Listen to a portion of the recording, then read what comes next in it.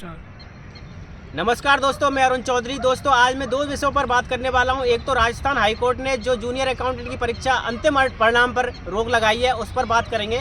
दूसरी बात करेंगे जूनियर अकाउंटेंट की कट ऑफ पर। काफ़ी लोग असमंजस में है कि भैया कट ऑफ बहुत ज़्यादा जा रही है, आप बहुत कम बता रहे हो। काफ़ी कोचिंग संस्थान वाले कम बता रहे हैं, लेकिन कट ऑफ बहुत ज़्यादा जा रही है। टेलीग्राम चैनलों पर देख रहे हैं, व्हाट्सएप ग्रुपों पर देख रहे हैं, सोशल मीडिया पर बहुत लोग ज़्यादा नंबर बता रहे हैं। तो उस पर अपन चर्चा करेंगे। सबसे पहले बात कर देते हैं हम, राजस्थान हाईकोर्ट ने जो जूनियर अकाउंटेंट की अंतिम परिणाम पर रोक लगाई है। दोस्तों, इसके अपन स्टार्टिंग से ही बात करते हैं। स्टार्टिंग में क्या हुआ, ग्रेजुएशन लेवल सीटी एग्ज़ाम ली गई। उसमें न्यूनतम उम्र रखी गई थी 18 वर्ष। 18 वर्ष से लेके और 40 वर्ष के जो उम्र हो गई है, वो बच्चे वो अभ्यर्थी फॉर्म भर सकते हैं। तो 18 वर्ष वाले अभ्यर्थियों ने फॉर्म भरा और अच्छे नंबर लेके आए। लेकिन फिर जब उनका स्कोर जारी करने के बाद जो जूनियर अकाउंटेंट के लिए एलिजिबल होने के लिए जो लिस्ट निकाली गई, मतलब जो फॉर्म भरे गए, पहले अप्लाई किया गया, लोगों ने अप्लाई किए, तो 18 वर्ष से 21 वर्ष के बीच में भी जो उम्र रखने वाले हैं, उन्होंने भी अप्लाई कर दिया। लेकिन नोटिफिकेशन में दे रखा था कि 21 वर्ष से कम उम्र वाले बच्चे फॉर्म नहीं भर सकते हैं। 21 साल से और 40 साल के मध्य अगर आपकी उम्र बन रही है तो आप एलिजिबल हैं और फॉर्म भर सकते हैं। तो जो 18 वर्ष से और 21 वर्ष के उम्र वाले बच्चे थे, उन्होंने भी फॉर्म अप्लाई कर दिया और उनको भी अधीनस्थ बोर्ड ने एलिजिबल कर दिया और पास कर दिया। जैसे ही एडमिट कार्ड आए, तो जो 15 गुने में जिनका अभ्यर्थी पास नहीं हो पाए थे, उन्होंने उस पर ऑब्जेक्शन उठाया और राजस्थान हाईकोर्ट में चले गए कि भाई अगर ये लोग नहीं होते तो इनकी जगह हम होते और हम ही एलिजिबल होते और हम इस जगह हम एग्ज़ाम दे रहे होते और जूनियर अकाउंटेंट की एग्ज़ाम हम दे रहे होते। तो बात आगे बढ़ती रही और फिर राजस्थान हाईकोर्ट ने जिन लोगों ने रेट लगाई थी उनको एलिजिबल कर दिया और उनको फॉर्म उन्होंने एग्ज़ाम दी। लेकिन फिर दोबारा से एक पंकज नाम का लड़का आया और उसने रेट लगाई गई हाईकोर्ट में और अंतिम परिणाम पर रोक लगा दी गई। अंतिम परिणाम पर रोक लगा दी गई। अब हो क्या रहा है, तो लोगों को असमंजस में बैठे हुए हैं कि यार क्या पता अब दोबारा होगा या एग्ज़ाम नहीं होगा, क्योंकि ऐसे बच्चे ज़्यादा है नहीं है। और वैसे मुझे काफ़ी लोगों के फ़ोन भी आए हैं कि भैया मेरे इतने नंबर बैठ रहे हैं, लेकिन मैं 21 उम्र का नहीं हुआ हूँ, तो मैं क्या करूँ, अब मैं बहुत परेशान हूँ, मुझे क्यों पास किया गया था, पहले अधीनस्थ बोर्ड को पास ही नहीं करना चाहिए था।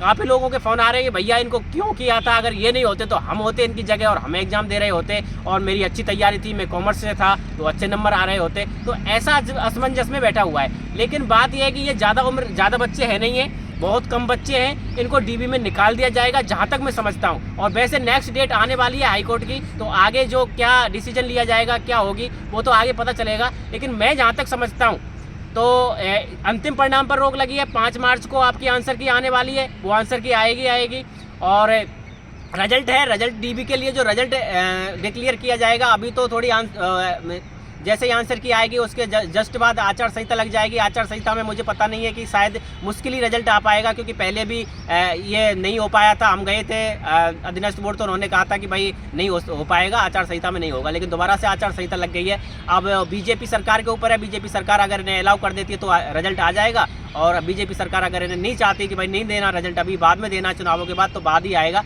और जहाँ तक लगता है मुझे बाद ही आएगा।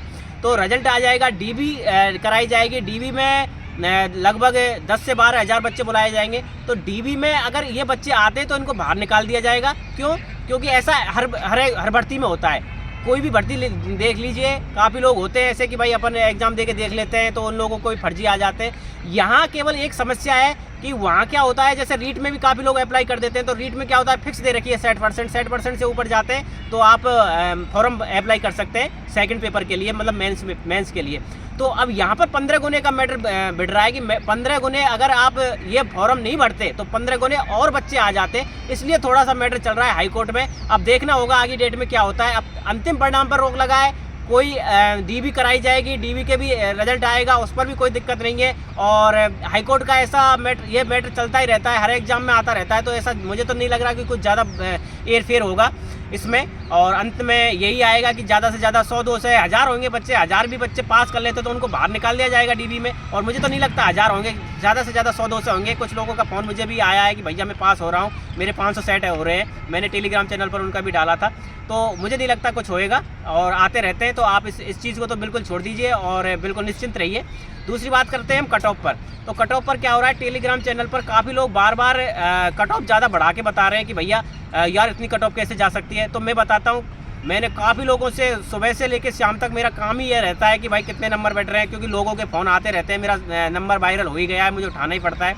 फिर वो बताते हैं कि भैया मेरे नंबर इतने बैठ रहे हैं लेकिन कट ऑफ बहुत ज़्यादा बता रहे हैं लोग, आपने बताइए वो सही बताइए। तो मैटर यही है, मैं काफ़ी लोगों से बातें करता हूँ रोज़ाना, टेलीग्राम चैनलों पर भी सर्वे करता हूँ और उधर व्हाट्सएप ग्रुपों पर भी मेरे काफ़ी लोग जुड़े हुए हैं, उधर इंस्टाग्राम पर भी काफ़ी लोग जुड़े हुए हैं। वो अपने मार्क्स बताते हैं और अपनी OMR भी भेज देते हैं काफ़ी लोग। तो मुझे तो नहीं लगता भाई कि ज़्यादा से ज़्यादा 50, 51, 52, लास्ट 52, 53 जा सकती है, ज़्यादा से ज़्यादा नहीं जाएगी। ये जनरल की बातें कर रहा हूँ मैं।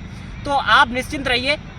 टेलीग्राम चैनलों पर क्या चल रहा है, जिनके अच्छे नंबर हैं वो उनको पता तो है कि भाई मेरे 550 नंबर बैठ रहे हैं, मेरा तो हो तो रहा ही है, तो मैं क्यों 550 बताऊं, 600 बताऊं और 650 बताऊं, और ज़्यादा से ज़्यादा बताने की कोशिश करते हैं और अपना ज्ञान झांकने की कोशिश करते हैं। उधर BC में आ जाते हैं, BC में अपने ज्ञान देते रहते हैं। तो उन लोगों पर मत जाइए, ये काफ़ी कम लोग हैं।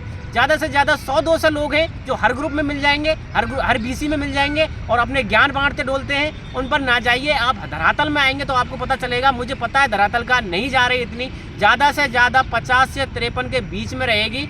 ये मैं जनरल की बता रहा हूँ, OBC की 50 ही रहेगी, नीचे भी जा सकती है, 1-2% ऊपर नीचे आप समझ लीजिए।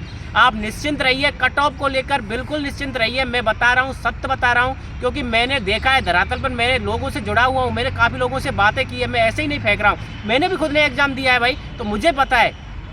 आप बिल्कुल निश्चिंत रहिए, कट ऑफ नहीं ज़्यादा नहीं जाने वाली। और कोर्ट पर भी बिल्कुल मत रहिए, कोर्ट में कुछ नहीं होगा, ये चलता ही रहता है ऐसा, और ज़्यादा लोग है नहीं। अगर 20-25 हज़ार ऐसे बंदे होते तो हो सकता था कि भाई कोई बात होती कोर्ट में, लेकिन कोर्ट भी बच्चों के हित में ही काम करता है, बच्चों के हित में ही सोचेगा।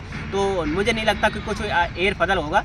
तो आप निश्चिंत रहिए। और मेरे टेलीग्राम चैनल पर जो लोग नहीं जुड़े हैं वो जुड़िए, जिससे जो बकवासबाजी कर रहे हैं, जो लोग अपने अपने नंबर ज़्यादा बता रहे हैं, उनमें हकीकत सामने आए। और इंस्टाग्राम पर आप मेरे से नहीं जुड़े तो इंस्टाग्राम पर भी जुड़िए। मैंने अपनी डिस्क्रिप्शन में मेरी लिंक भी दे रखी है, और मेरी ज़्यादातर लिंक यही रहती है @आपताकरुण। टेलीग्राम चैनल भी यही है, इंस्टाग्राम भी यही है, ट्विटर भी यही है, और जीमेल भी यही है। जीमेल भी आपताकरुण@gmail.com है।